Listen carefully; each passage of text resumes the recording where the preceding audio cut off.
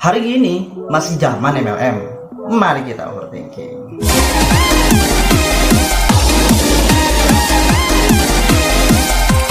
Pasti kalian udah nggak asing lagi sama MLM atau multi level marketing. Pemahaman paling umumnya adalah suatu bisnis yang mana pendapatan utamanya didapatkan dari merekrut menjadi member, bukan dari menjual barang. Kebanyakan MLM mempunyai produk di dalamnya, tapi ada juga yang menyediakan jasa di dalamnya, cuma nggak banyak.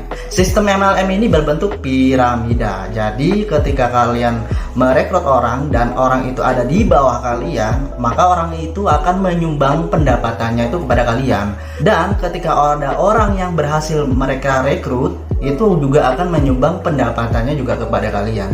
Sehingga ketika banyak orang di bawah kalian, itu pendapatan kalian juga akan semakin besar. Untuk gabung di MLM ini, biasanya kalian akan dituntut untuk memilih paket-paket yang disediakan. Bisa dari paket terendah sampai paket tertinggi. Yang mana semakin tinggi paket yang kalian ambil, maka pendapatan kalian juga akan semakin besar. Untuk gabung di MLM ini, biasanya kalian akan dikasih saran. Biasanya itu UGD, utang gadai dol. Dol itu sendiri berasal dari bahasa Jawa, yaitu artinya jual. MLM zaman sekarang juga sudah berkembang ke ranah digital. Kalian pasti tahu kode referral kan? Itu sistemnya mirip seperti MLM. Jadi ketika ada orang yang masuk melalui link referral kalian, maka kalian akan mendapatkan komisi. Lantas, apakah masih layak gabung MLM di zaman sekarang? Jawabannya adalah enggak juga.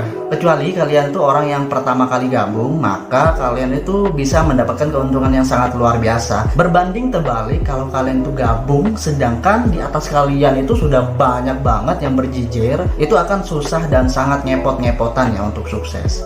Dan apabila kalian nggak sukses dengan posisi tersebut, maka kalian akan menjadi korban profit bagi orang yang di atas kalian. MLM memang nggak sepenuhnya jelek. Di sana kalian itu bisa belajar tanggung jawab, sikap, disiplin, public speaking, dan lain-lain. Yang membuat jelek adalah di dalamnya terdapat oknum-oknum yang menghalalkan segala cara untuk meraih kesuksesan. Misalnya iming-iming berlebihan, jaminan sukses di usia muda, dan lain-lain. Pada saat presentasi atau penjelasan dari pihak MLM, pasti dijelaskan bahwa kalian itu biasanya membutuhkan minimal 2 orang di bawah kalian agar mendapatkan kesuksesan. Jadi kedua orang ini akan menghasilkan 2 orang lagi, maka itu akan menjadi piramida nantinya. Cuma ada satu hal yang mereka sembunyikan.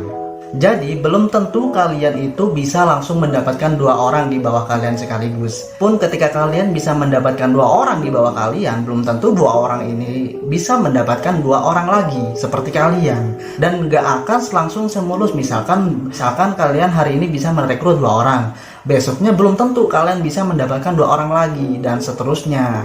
Berbanding terbalik seperti yang dijelaskan MLM, yang mana setiap harinya itu kalian bisa merekrut setiap orang 1 atau 2 gitu kan.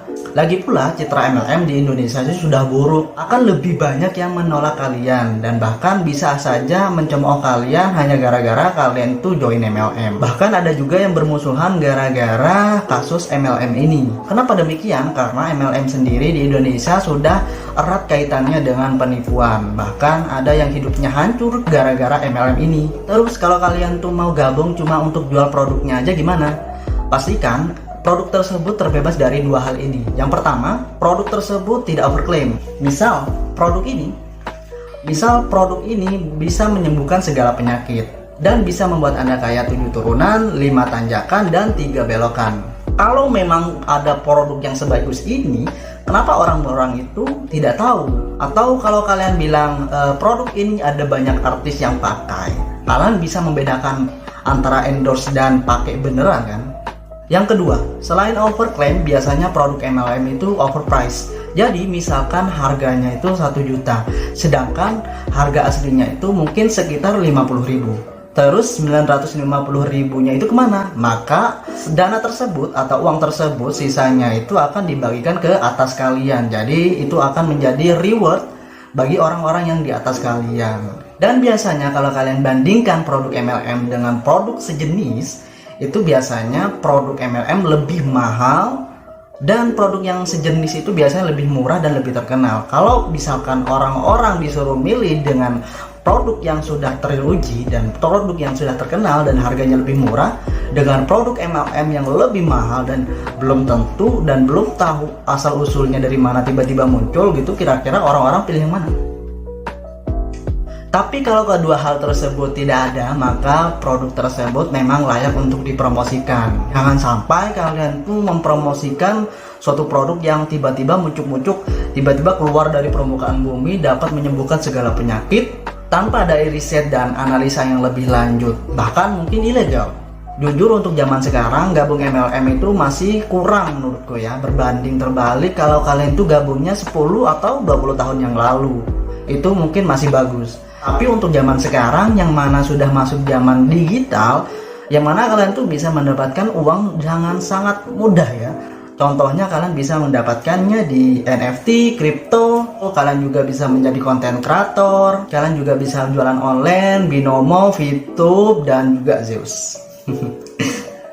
Jadi apakah masih layak gabung MLM? Silakan kalian tentukan sendiri. Oh ya, overthinking adalah konten baru di channel gua, di mana di sini gua akan membahas semua yang ada di pikiran gua, semua unek-unek. Jadi gua akan keluarin di sini. Kalian juga bisa komen di kolom komentar di bawah, ataupun kalian juga bisa request pembahasan lainnya yang pengen gua bahas di sini. Jangan lupa like, komen, dan share. Gua Oji pamit.